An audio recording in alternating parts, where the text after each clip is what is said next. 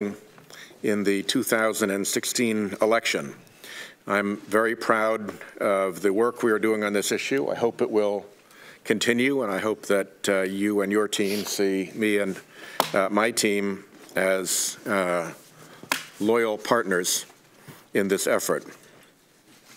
Understanding what happened, how Russia applied the varied methods in its election interference toolbox to interfere with our democracy is an important step toward protecting the integrity of future elections and of our democratic process. Each hearing the subcommittee holds gets us closer to that understanding. At our first hearing back in March, we talked about the subcommittee's intent, and I quote, to begin a public conversation about the means and methods Russia uses to undermine democratic government. We heard testimony from expert witnesses who outlined the various tools through which the Kremlin exerts influence abroad, from traditional intelligence methods like compromising corrupt business and political figures, to hacking and leaking stolen information, to disinformation, propaganda, and provocation through both traditional media and social media networks.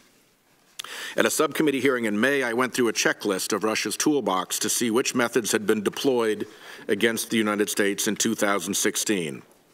We'll learn more today about one of those methods: propaganda, fake news, trolls, and bots, from representatives of some major American tech companies and from outside experts. The Russian government exploited social media platforms as part of a wide-ranging disinformation campaign targeted against America and American voters. As we explore how that campaign worked and how we might better insulate ourselves in the future, let's recap what we've learned in our hearings and what we still don't know. We certainly saw the hacking and theft of political information by Russia, something no serious person can dispute. Timed leaks of damaging material were the fruits of that crime. We know they happened, but we still don't know how the decisions were made about what to leak and when and who made them. It's been reported that Trump confidant Roger Stone communicated with Guccifer 2.0 through a cutout. And we learned last week from a press account that the CEO of Cambridge Analytica, a data analytics firm that worked for the Trump campaign, offered assistance to Julian Assange. And of course, we now have the statement of the offense prepared by the Mueller probe. But we don't know the full story of who coordinated with WikiLeaks or even directly with Russian hackers. Another method we've heard about is the exploitation of shady business and financial ties. We've heard testimony from a number of witnesses, both here in the subcommittee and at hearings of the Helsinki Commission, that the U.S. has become a haven for secretive shell corporations that can allow foreign influence schemes to channel funds to compromised individuals and exert political influence. We still know next to nothing about the president's business dealings in Russia or with Russians, except that he's long chased after deals there. The president's tax returns would clarify a great deal and hopefully put an end to some of these questions, but those tax returns have not been made public. Paul Manafort's long history of suspicious business relationships with Russian and Ukrainian oligarchs has now yielded his indictment. The indictment exposed gaping holes in FARA enforcement and in picking up on false statements and international money laundering.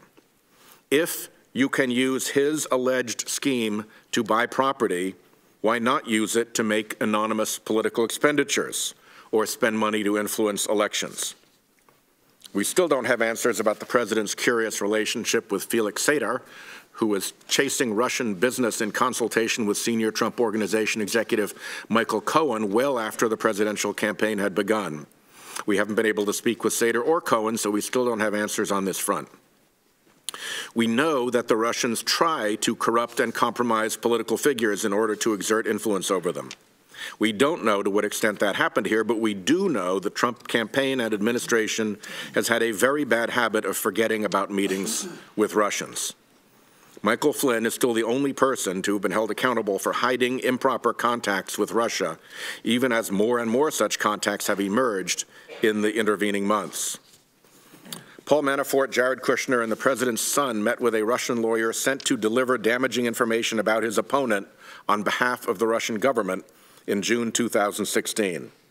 Mr. Kushner has apparently amended his security clearance application multiple times to reflect more than 100 foreign contacts he initially left off, including meetings with Ambassador Kislyak, Natalia Veselnitskaya, and the head of a major Russian bank.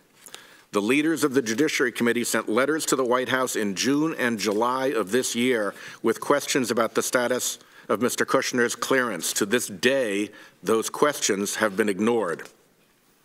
Nearly 6 months after we first ran through that checklist, we still have more questions than answers. My sincere hope remains that we will find those answers so that we accomplish this subcommittee's primary purpose, which is to help us learn how to protect the country from foreign political influence in our elections.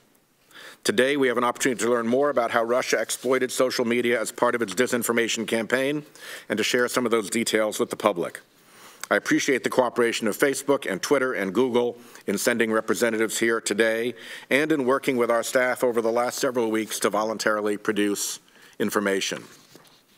The intelligence community assessment published in January reported that, and I quote them here, Moscow's influence campaign followed a Russian messaging strategy that blends covert intelligence operations such as cyber activity with overt efforts by Russian government agencies, state-funded media, third-party intermediaries, and paid social media users or trolls. Russian state-backed networks RT and Sputnik are an important disseminator of messages designed to undermine confidence in the legitimacy of Western institutions and governments. Social media troll armies, like the one operated by the St. Petersburg-based Internet Research Agency, help to amplify those messages, often posing as Americans on Facebook and Twitter to launder Russian propaganda messages and obscure their Russian origin. According to Ukrainian scholar Anton Shakhovtsov, Russian media, quote, implant propagandist narratives in the international media sphere, and they do so with the express intent of having them picked up on social networks. In Russia's best-case scenario, traditional media will then pick up a fake story from social media and give it legitimacy. When narrative laundering is successful, according to Shakhovtsov, propagandistic narratives can become part of the mainstream media sphere. How can Western democracies interrupt this vicious cycle while respecting our commitment to freedom of speech? Greater transparency and disclosure about the source of information, especially paid political advertising, is a necessary first step. But our adversaries have access to tools well beyond traditional political advertising. They are using our own social networks, our friendships, our families, and our biases and viewpoints against us to achieve their political ends. I look forward to hearing from our witnesses about the ways we can work with the tech community to ensure that we are prepared to confront Russian disinformation in the future. And again, I express my appreciation to our chairman, Senator Graham.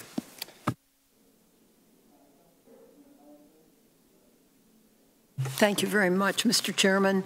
I very much appreciate your courtesy in permitting just regular members to be here and participate. It's very much appreciated. I had a briefing last week by outside technical experts, and I saw really for the first time how effectively Russia has harnessed the tremendous and, quite frankly, to me, frightening power of social media. They showed us how millions of Americans are reached and how Russia successfully used fake accounts to embed itself to shape and manipulate opinion and actions. So it shouldn't be news to anyone that Russia interfered in the election. What is really staggering and hard to fully comprehend is how easily and successfully they turned modern technologies to their advantage. Russia used covert cyber attacks to obtain and release information to impact the election, as well as propaganda campaigns that relied heavily on RT, formerly Russia Today, the state-run television network, and the Internet Research Agency, a group of professional trolls reportedly financed by a close Putin ally with ties to Russian intelligence. Documents and information that we have received from Facebook, Twitter, and Google confirm this. Just a few more facts. Facebook has identified 470 accounts tied to the Internet Research Agency. Twitter has identified 2,752 IRA-related accounts, and almost 37,000 Russian-linked accounts that generated automated election content. From what we have seen so far, Russian-backed trolls use fake accounts on Facebook for more than 3,000 paid advertisements. And those ads sought to sow discord and amplify racial and social divisions among American voters. They exploited hot-button topics such as immigration, gun rights, LGBT, and racial issues to target both conservative and progressive audiences. So, Mr. Chairman and Ranking Member, this is really a critical hearing because it's the first time we will have heard, at least to my knowledge, from the three agencies about exactly what is going on and, most importantly, what they are prepared to do to stop it. Thank you very much.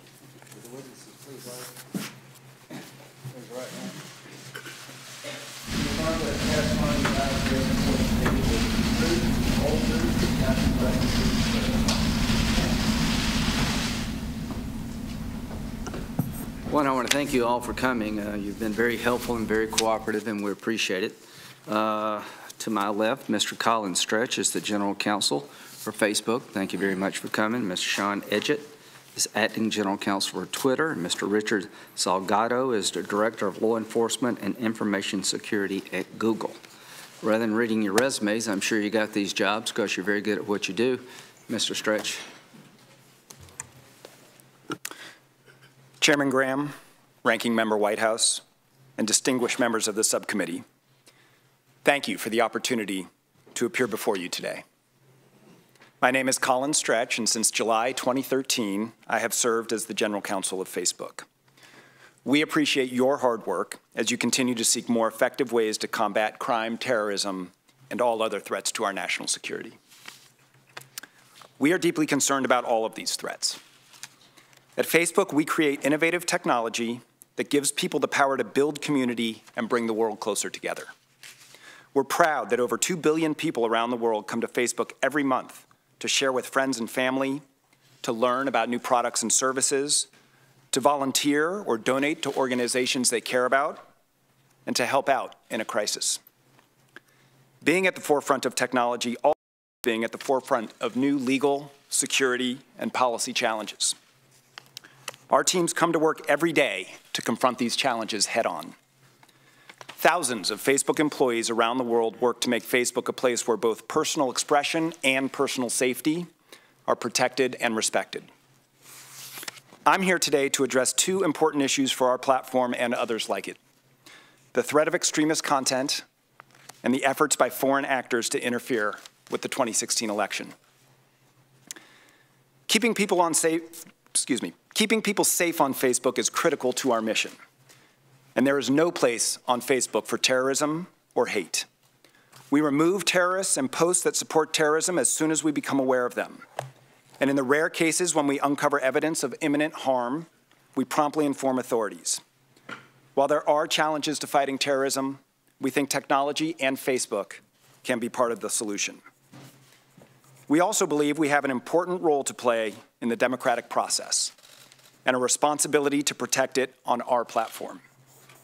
When it comes to the 2016 election, I want to be clear. We take what happened on Facebook very seriously.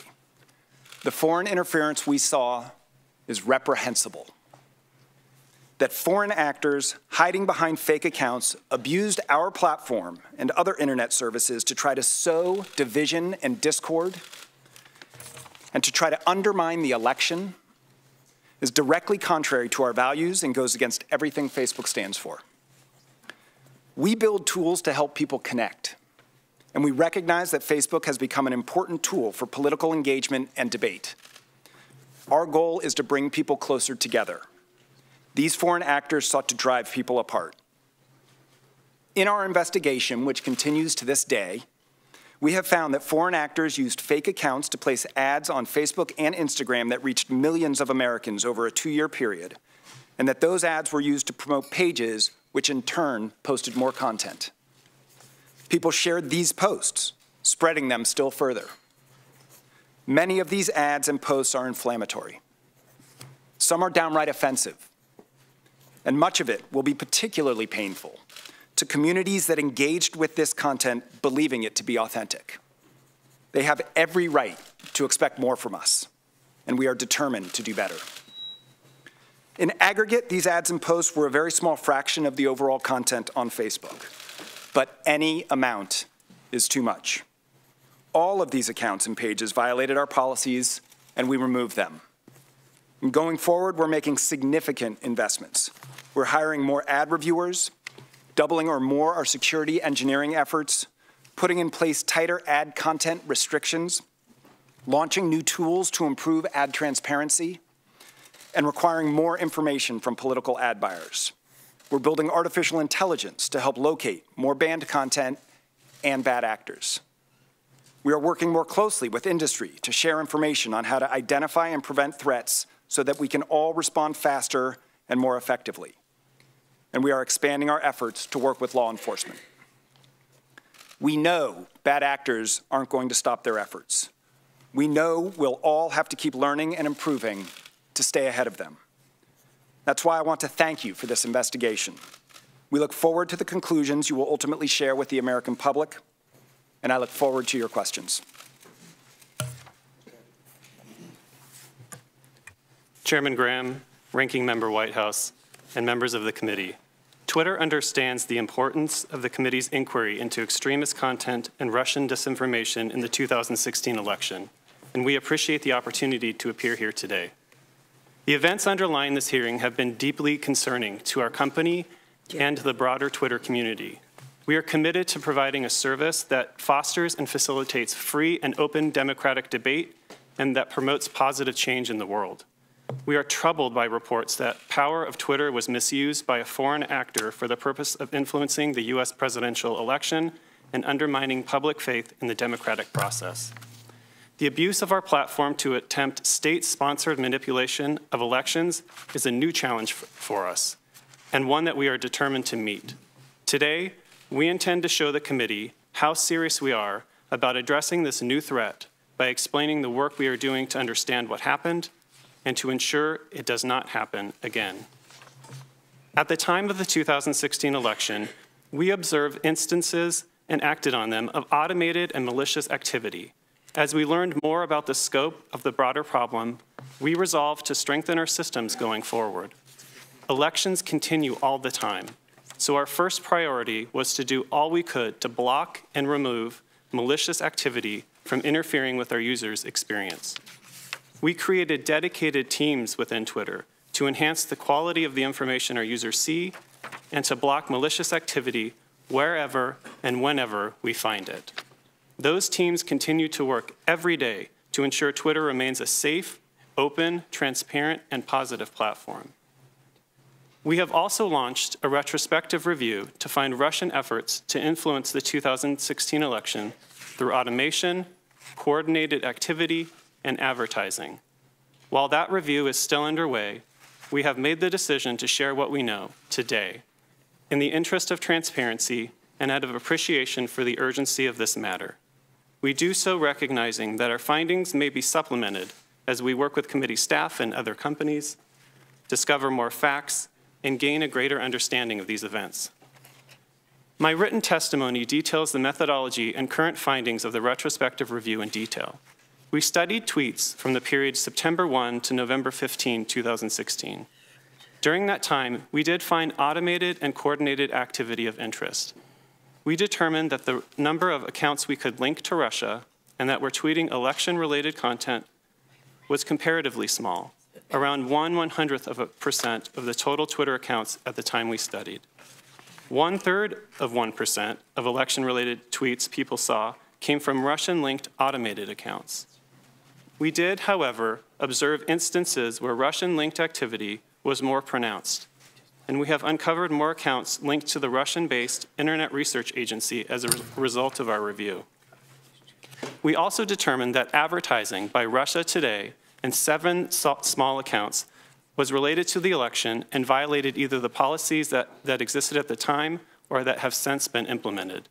We have banned all of those users as advertisers, and we will donate that revenue to academic research into the use of Twitter during elections and for civic engagement. We are making meaningful improvements based on our findings. Last week, we announced industry-leading changes to our advertising policies that will help protect our platform from unwanted content. We are also enhancing our safety policies, sharpening our tools for stopping malicious activity, and increasing transparency to promote public understanding of all of these areas. These improvements will further our efforts to fight both terrorist content and disinformation. We will continue confronting these challenges for as long as malicious actors seek to abuse our systems, and we will need to evolve to stay ahead of new tactics. We have heard the concerns about Russian actors' use of Twitter to disrupt the 2016 election and about our commitment to addressing this issue.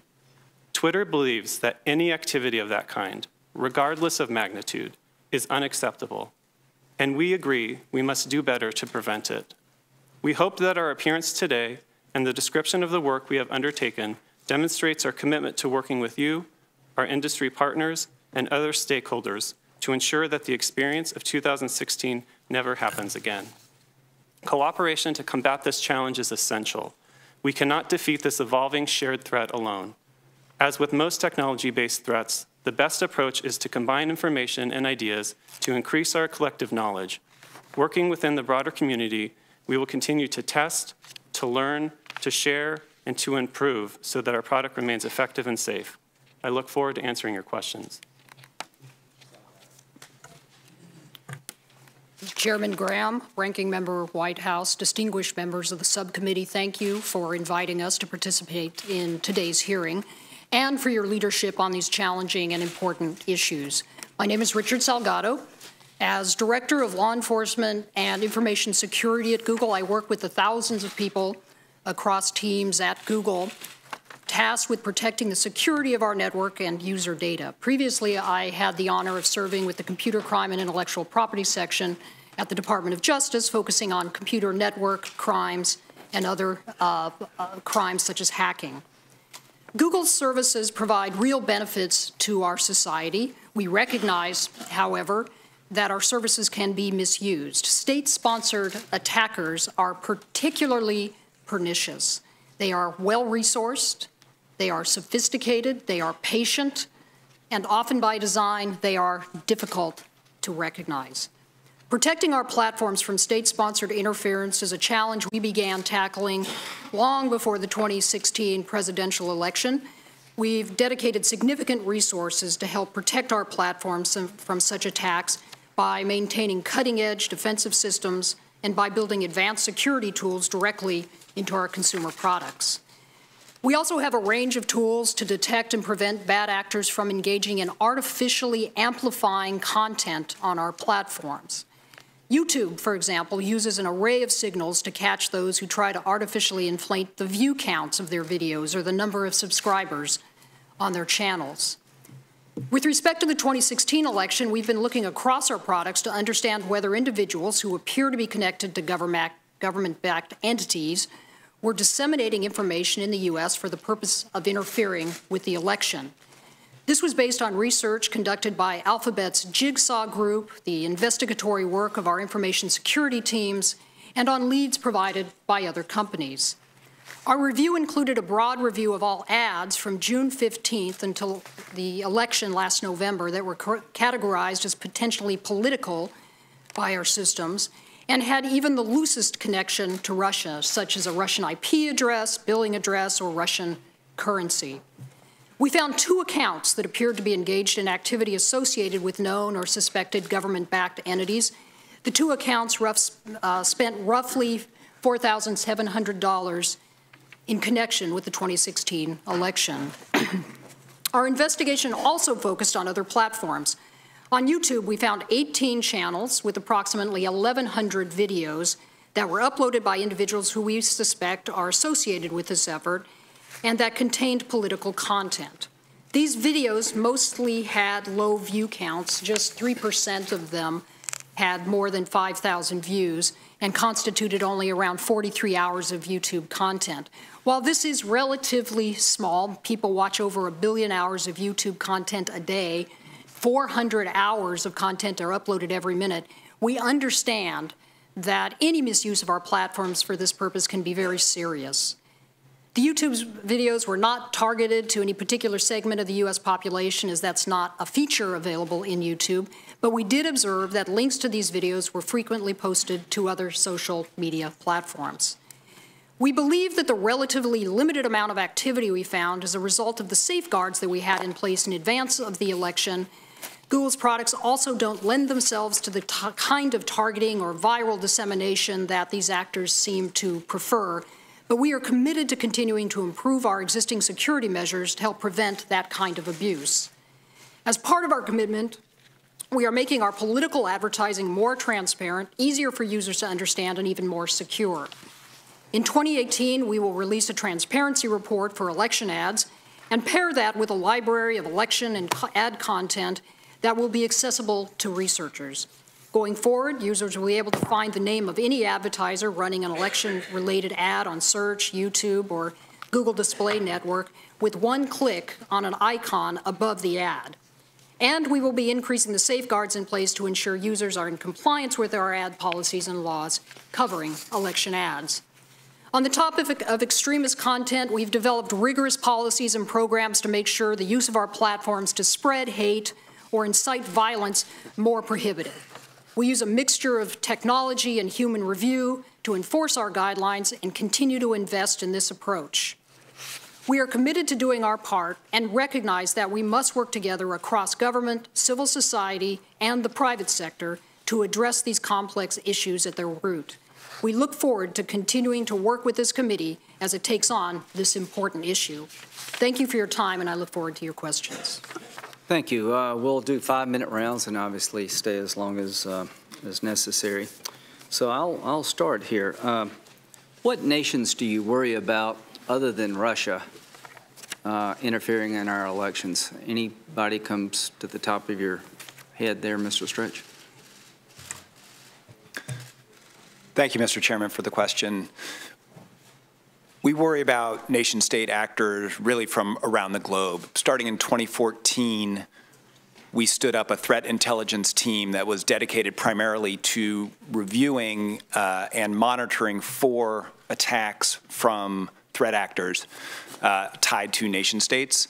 That work mostly was directed at traditional cybersecurity, account compromise, surveillance, dissemination of stolen information. It's really only recently that we've seen this threat evolve into what we were talking about, what I was talking about in my testimony, this sort of dissemination of misinformation. In terms of specific countries, it really is a global threat that we think of it, and we'd certainly be happy to come back to the committee and provide more details on specific actors. Is that true for the rest of you? I think that's true for us as well. We, as we said in our written testimony, also see a disproportionate amount of spam or automated accounts coming out of Russia, but our tools and technology are agnostic, obviously, to countries. Could Iran and North Korea potentially do this?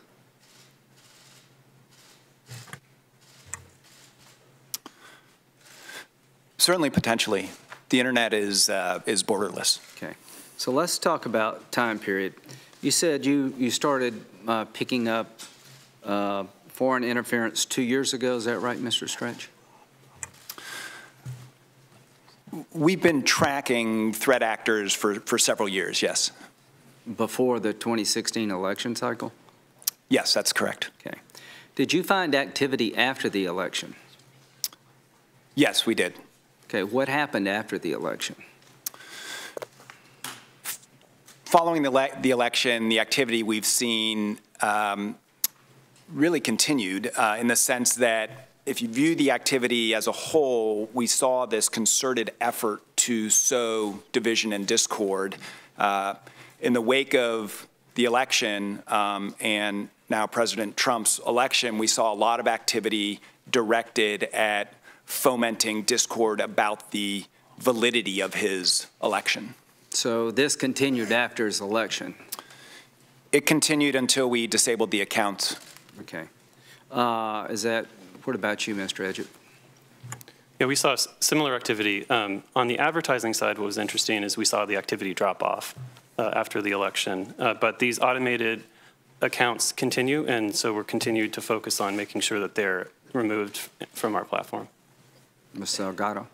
The same is true for Google. It was the limited use of our platforms certainly decreased once we terminated accounts, and we would expect that. Did you see any activity in the primary, Mr. Stretch? The activity that we've now attributed to the Internet Research Agency really started in 2015 and was ongoing through the primary, yes. Were these ads pro-Clinton, anti-Clinton, or could you tell? Or these activities? Viewed in the aggregate, the activity, again, really appears to address a wide range of hot-button topics and appears directed at fomenting discord and inflaming discourse. In terms of volume, again, how much volume are we talking about? About approximately 90% of the volume we saw on the ad side appears to be issues-based. Primarily, a much smaller proportion were directed at particular candidates. But in terms of the actual Facebook, I think somebody said 1 in 23,000. I don't know, maybe that was another company. Correct. So in terms of the total volume of material on the site, it's a very small percentage. We estimate that the Internet Research Agency content was approximately 0.004% of the content in newsfeed during the time period in question. So to sum this up, and I'll come back with the jihadist in round two, Russia, as a nation state, started interfering in the election cycle back in 2015, and they continued after the election. During the election, they were trying to create discord between Americans, most of it directed against Clinton. After the election, you saw Russian-tied groups and organizations trying to undermine President Trump's legitimacy. Is that what you saw on Facebook? I'd say that's an accurate statement. That's an accurate statement. I'm not sure I can characterize on our network which way the content went. Thank you. Thank you, Chairman. So I take it that we can all agree that the Russians did, in fact, interfere and meddle in the 2016 elections. Your observations on that are consistent with what our intelligence community reports. Is that correct? Mr. Stretch? That's correct, Senator. Mr. Edgett? That's correct. Mr. Salgado? That's true. Okay. And I gather that all of your companies have moved beyond any notion that your job is only to provide a platform and whatever goes across it is not your affair.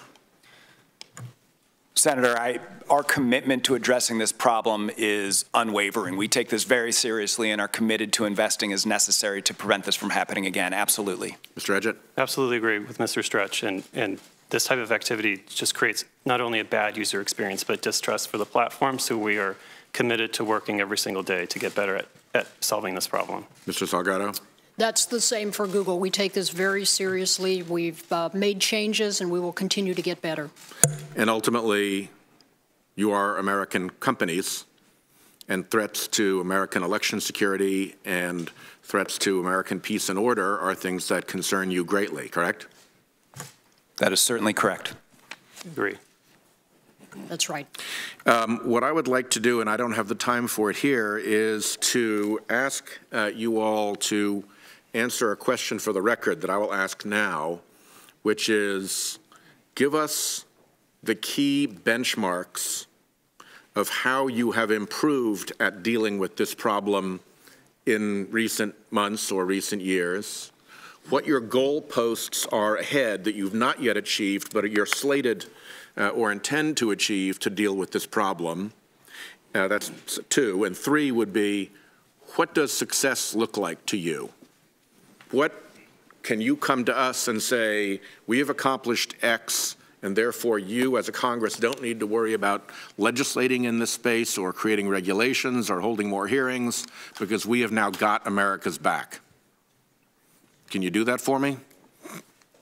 Yes. You are all also corporations that have, I believe, headquarters and significant operations in the state of California. California has a state law regarding disclosure. Presumably, you comply with that state law with regard to customers in California. Are there lessons and recommendations that you would have for us in evaluating the effectiveness of the California disclosure law? And given the short amount of time I have, I suppose we should give me just a very, very brief, do you follow that law, and a very brief response to it, and then we can flesh out in a question for the record how much of a model that might be for this committee to look at. So, Senator, we comply certainly with all applicable law. In terms of disclosure going forward, we made an announcement last week that really drew on some of the ideas from the Honest Ads Act, which Senator Klobuchar had introduced, intended to bring ads transparency really into the political realm, creating a repository of searchable ads, providing innovative ways to enable advertisers to meet their disclosure requirements, and requiring documentation and information so that we can ensure that advertisers are not running political ads on Facebook in violation of federal election law. So let me ask what will probably be my last question of this round anyway, which is that you are all prepared, as I understand it, to undertake to make sure that you can trace content that goes across your platform that qualifies for concern in this area back to a legitimate source. So you know if it's a Russian who's actually running it, so you know if it's an imaginary entity that's actually running it. How do you deal with the problem of a legitimate and lawful but phony American shell corporation?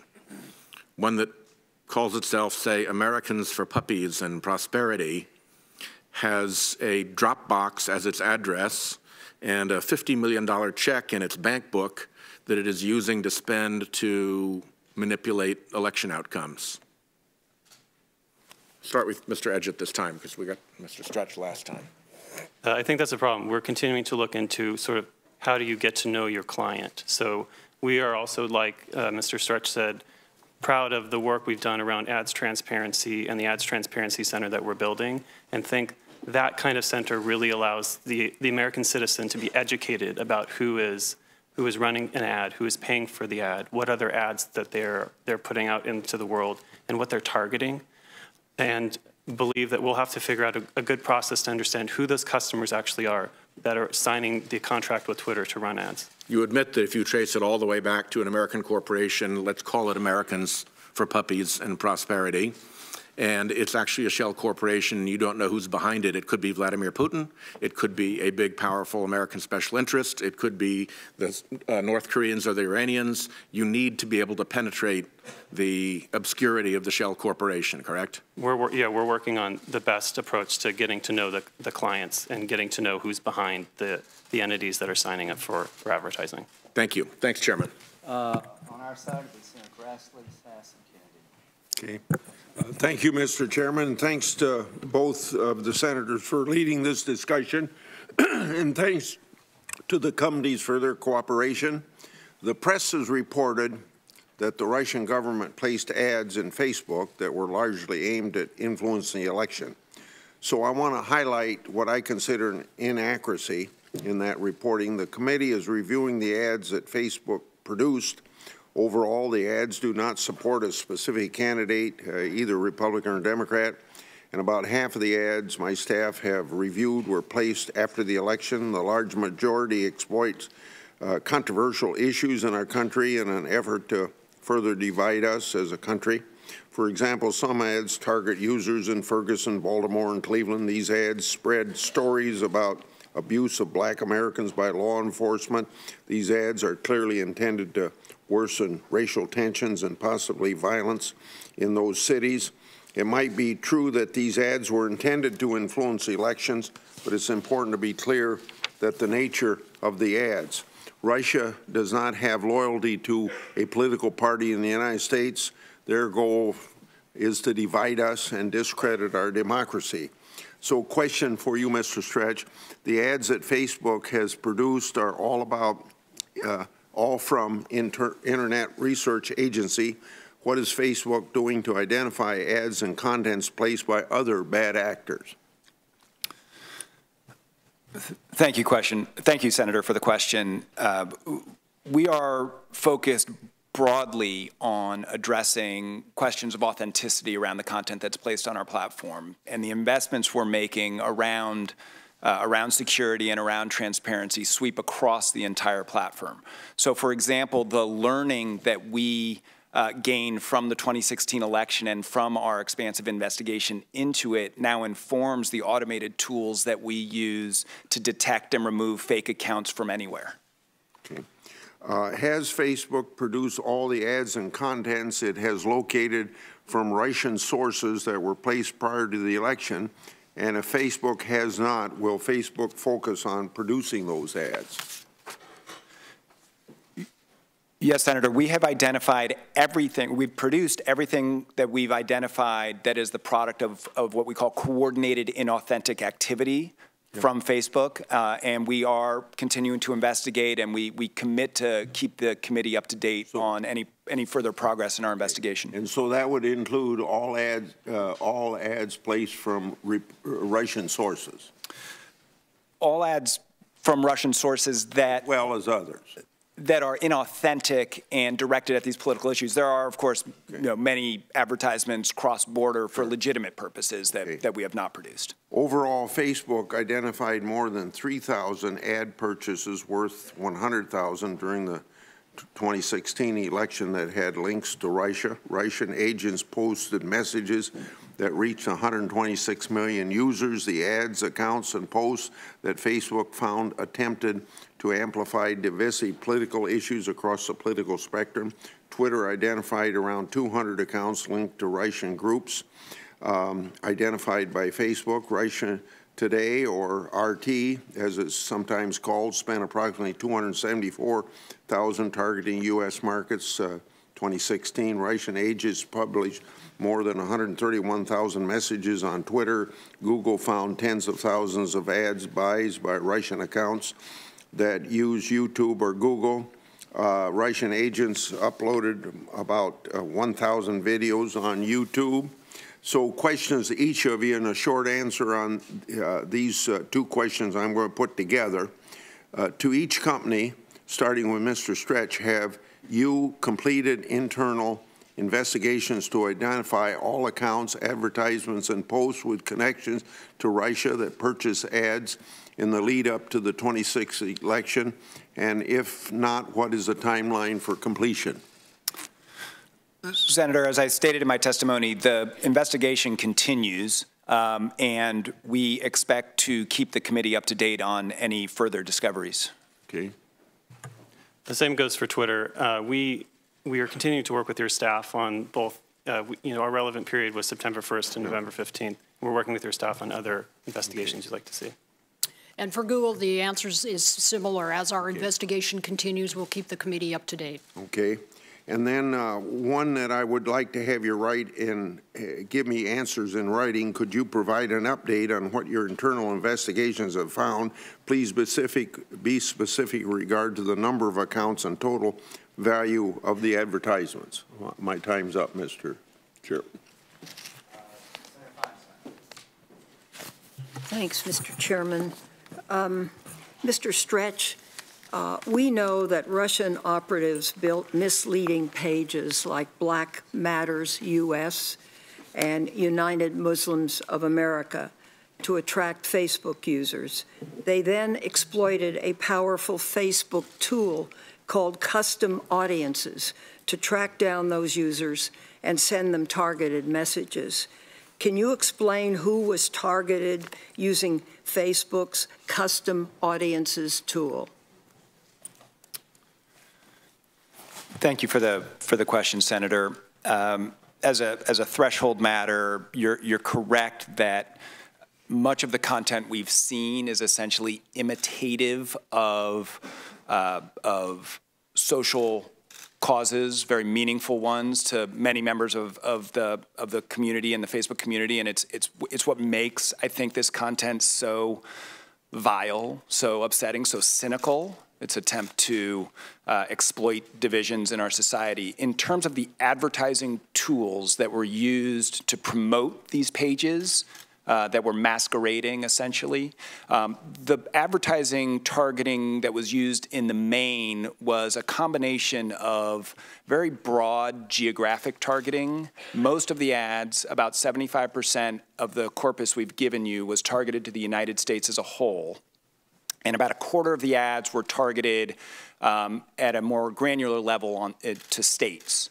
And they were targeted to interest groups. So we have various what we call like-based or interest-based targeting that was apparently intended to attract people who were following the causes you've identified to subscribe to those pages.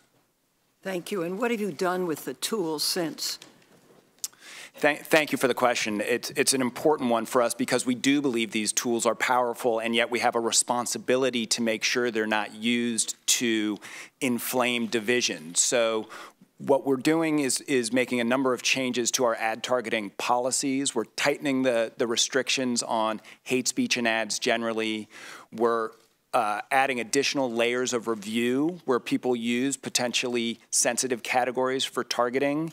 And we're also limiting the ad content permissions so that where ads are directed at potentially divisive issues, we're trying to tighten our standards to make sure that they're not targeting individuals or communities. Thank you. I appreciate that.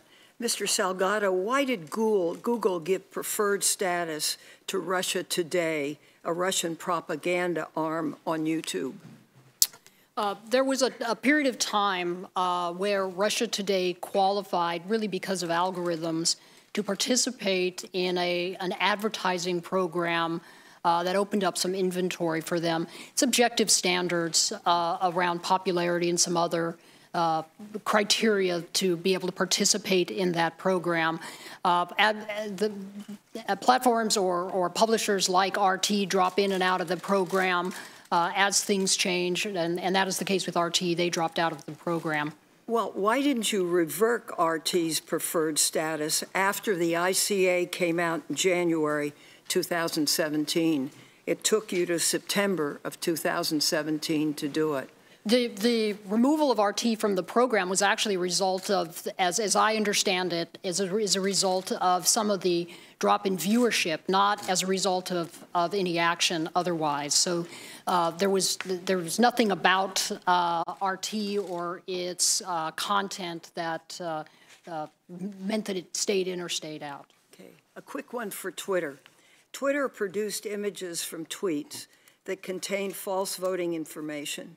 Example, telling voters they could vote by sending a text message, all targeting likely Clinton voters just before the election. Twitter initially responded to complaints, saying Twitter had, quote, determined that it was not in violation of our rules. Twitter has said there was no obvious Russian origin. The posts were removed only after Twitter's CEO was directly notified by a Twitter user. That's the facts as I understand them. Why was this false content allowed to remain in place?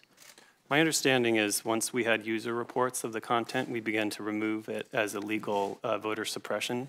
And the interesting thing about the text-to-vote tweets that we shared with your staff was there was a small amount of tweets relative to the size of the platform, but impressions of tweets calling out those things as fake were 8 times as large. We had 10 times the amount of retweets calling those things out as fake. Could you say like impressions? I don't quite understand. Oh, thank you. Great question. And so we're all on the same page.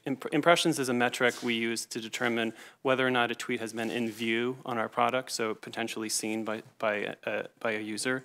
But the interesting thing about the text-to-vote tweets were that we saw a complete counter-narrative around them, the Twitter community coming together and seizing on them to let everyone know that they were fake. But Twitter did action those tweets and remove them from the platform. Thank you. Thank you, Mr. Chairman. Thank you, Mr. Chairman. I'd like to ask some questions to get at metrics. So can we start with you, Mr. Edgett? For Twitter, can you walk us through how many accounts there are, how many users there are, how many are anonymous, how many are fake as a subset of both anonymous and purportedly real? So we have 330 million monthly active users that we just reported a couple of weeks ago.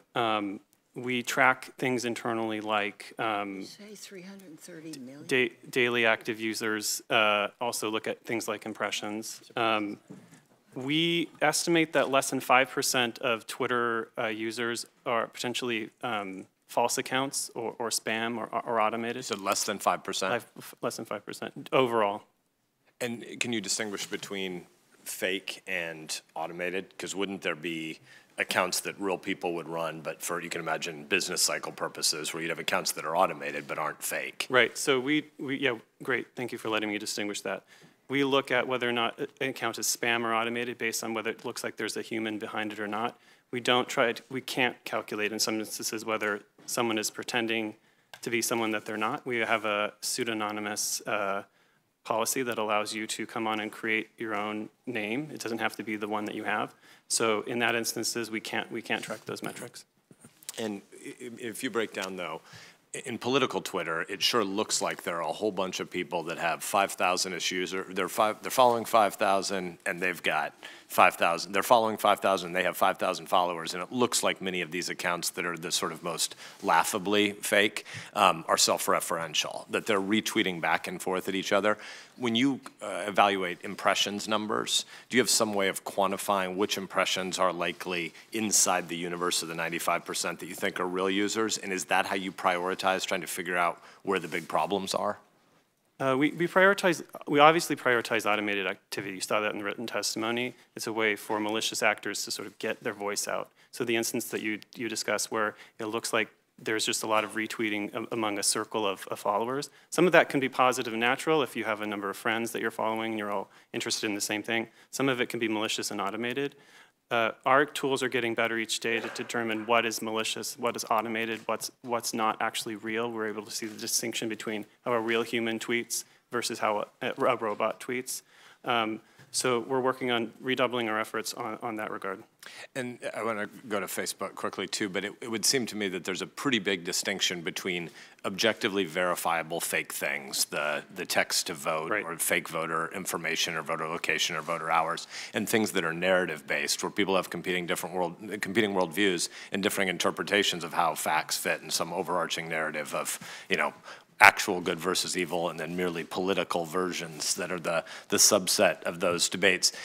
How do you rank order what you should focus on, and what's the human capital that you have doing this? So Russia and China and potentially North Korea, Iranian examples are sort of straightforward in the context of the way we've been debating it in the U.S. election. But in the context of potentially jihadi accounts, there's a whole range of theological interpretation about people who don't quite believe in violence in the name of religion and people who think that's a threshold that a certain theology requires of them.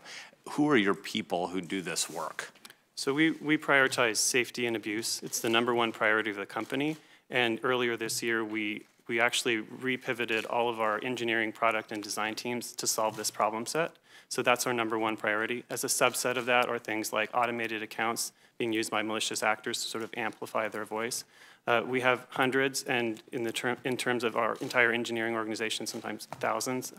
We're a company of about 3,800 employees. So over like half of them are focused on this problem at certain times throughout our life cycle.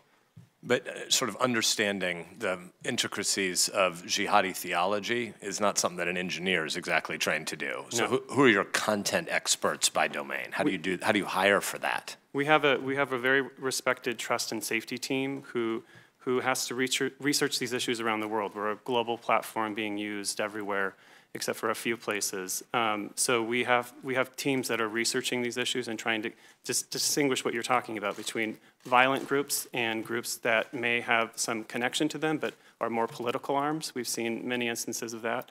So there are teams who have to sort of tease out the nuances and understand how these groups are acting and how they're coordinating at times. But there are teams that research and study these issues and also help us refine and implement new policies around them. Thank you. Mr. Stretch, I'll save some metrics questions for you after the hearing or a subsequent round, but can you tell us just a little bit about Facebook's human capital solution to the same problem? Yes, thank you. Thank you, Senator, for the question. So today, across our safety, security, and product and community operations teams, we have about 10,000 people who are working on safety and security generally, and we're committing to investing more and doubling that number by the end of 2018.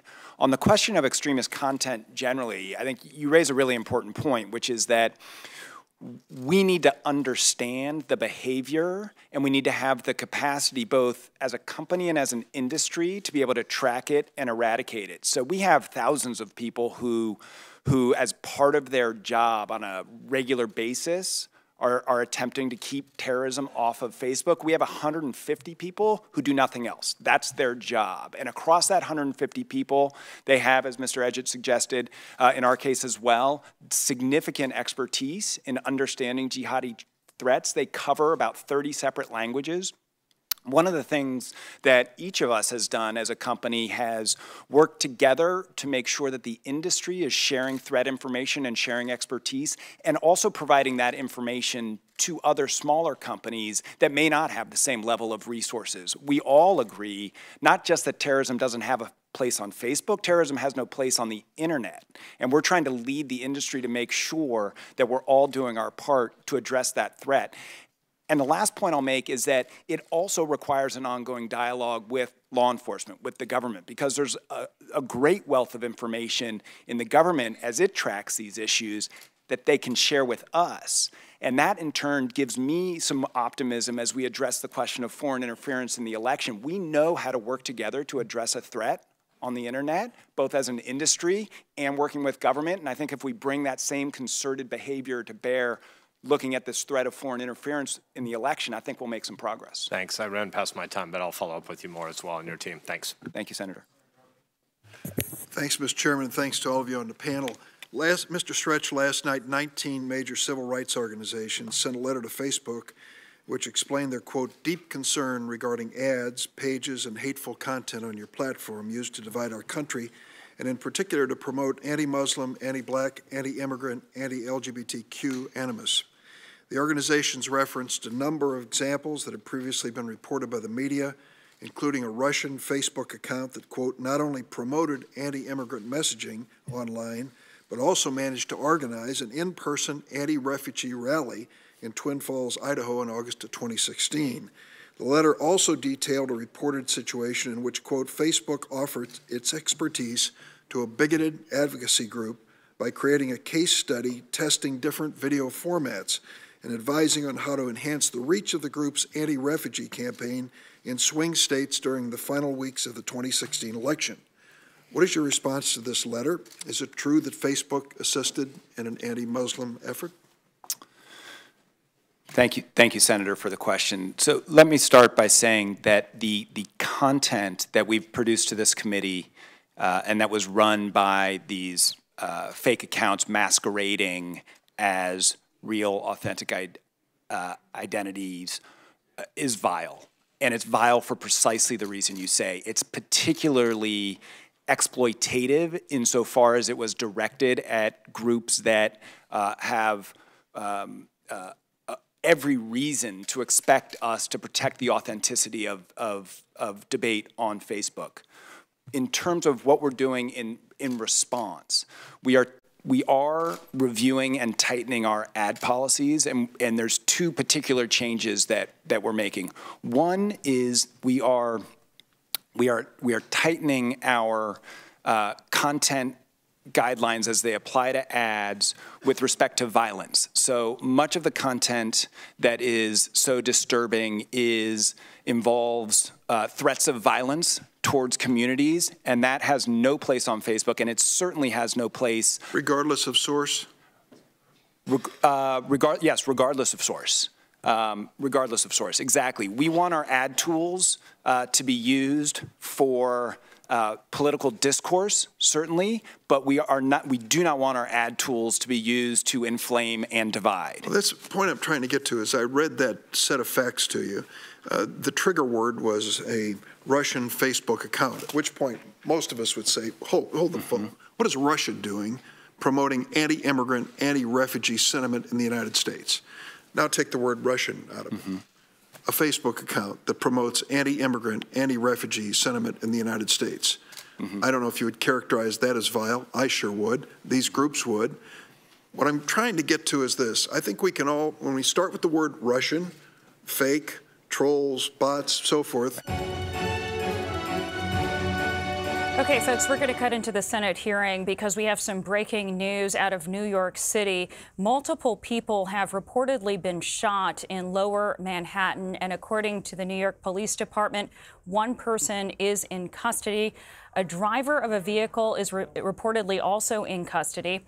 Police right now are warning people to stay away from this area, and this does appear to have happened on a bike path near the West Side Highway.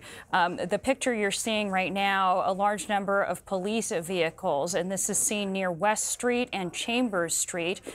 That area is near a community college, a high school, and it is a few blocks north of the World Trade Center Memorial in Manhattan. This is a picture that we see in the scene right now. It looks like we can see police officers in the middle of the street, as well as a couple of ambulances there. Again, we have learned that there are multiple casualties. We don't know the conditions of them, and we don't know what motivated this person. But again, you can see another police vehicle arriving on the scene there. I want to take us now to our coverage from our New York State